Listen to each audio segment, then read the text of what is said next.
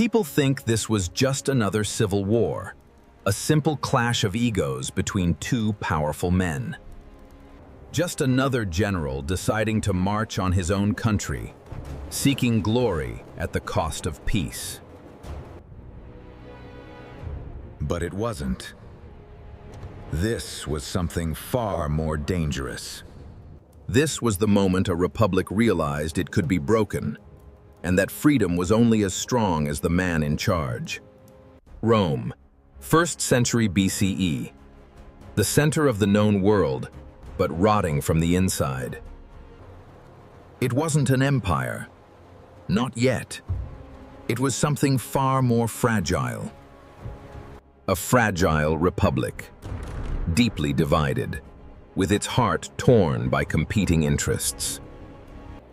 Power was split between a stubborn, traditional Senate and ambitious generals. Armies were no longer loyal to Rome. They were loyal to the men who paid them. And one of those men was a charismatic, brilliant, and incredibly dangerous politician, Julius Caesar. Caesar wasn't the safest choice for Rome's future. He certainly wasn't the most trusted by the old guard. But he kept winning. And in the world of Roman politics, winning is the only thing that matters. And in Rome, that changes everything.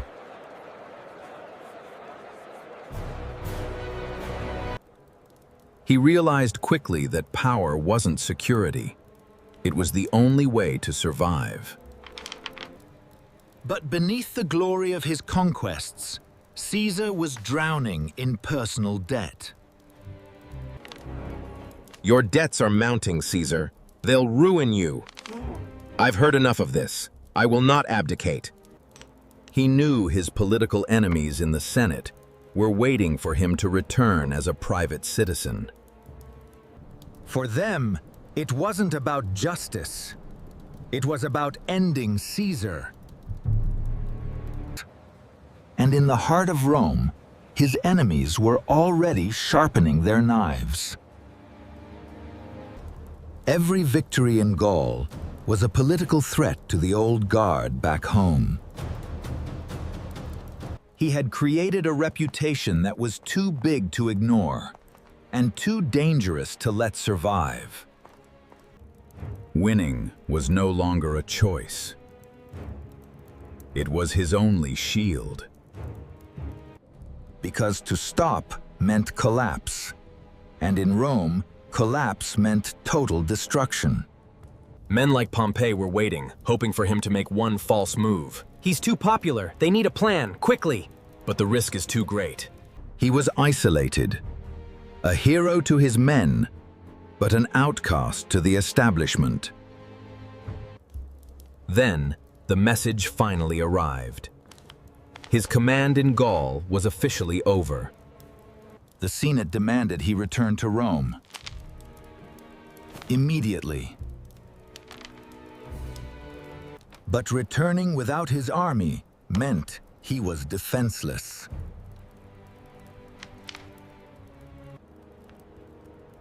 He realized it wasn't a recall. It was a death warrant. The Senate's decree was clear. Caesar had to surrender his military command immediately. To obey was to walk into a predetermined political execution. We must secure the northern flank immediately. Sir, the Senate still demands negotiations. They demand my surrender. There is no compromise. But the Senate wasn't interested in talking anymore. This was a trap, carefully set by his old rivals. Obey and be stripped of everything. Refuse and become an enemy of the state. Refusing meant war. But the alternative was social suicide. Caesar tried to stall, hoping the political winds would shift in his favor.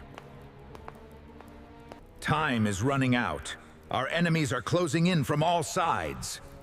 But are you sure this is the only path? Rome had already chosen its path, and it didn't include him.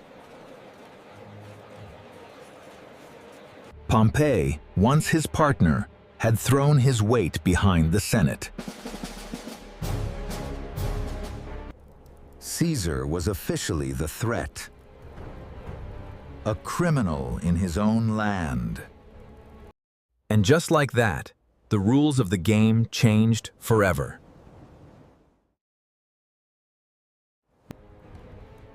Once you're labeled an enemy, you stop believing in the system that labeled you. He saw his future clearly now. It was no longer a matter of politics.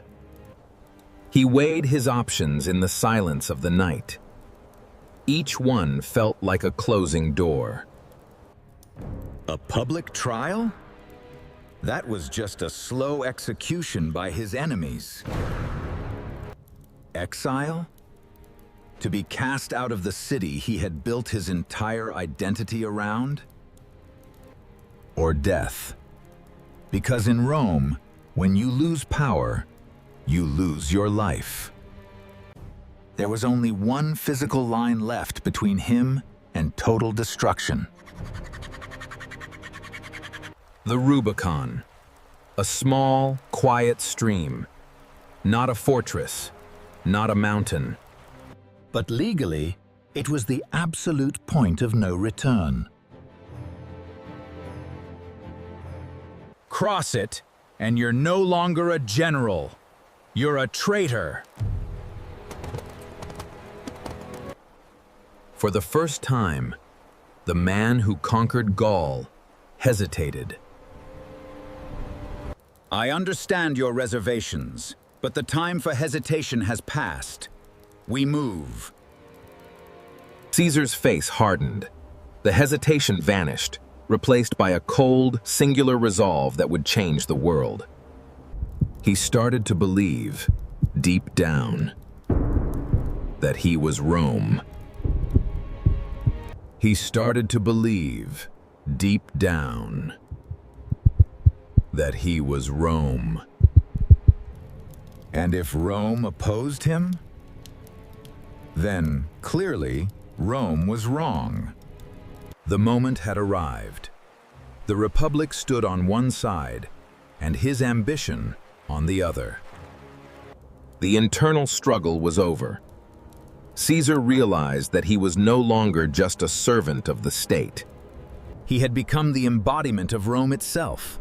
And if the Republic disagreed, then the Republic was the one that had lost its way. His legions were already moving. The hesitation had evaporated into cold, calculated action. It was a small, narrow stream, hardly a physical obstacle for a man who had conquered Gaul. But legally, it was a wall that no Roman commander was permitted to cross with an army. To cross was to declare war on his own home. To stay was to accept his own destruction. The silence of the night was deafening. Every soldier waited for the signal. He stepped forward. And with that single motion, the Republic died. "The die is cast," he whispered. There was no turning back now. The legions marched south. The Senate panicked. The civil war had begun. Caesar's tactical genius was unmatched. Pompey and the Senate were swept aside. Rome was left in ruins, not by a foreign conqueror, but by her own son. He had gained the world, but he had erased the very republic he claimed to protect. Ultimately, Caesar created his own downfall. Ambition has a price, and he paid it in full. Rome didn't fall to an enemy. It fell to a man who believed he was Rome. Thanks for watching.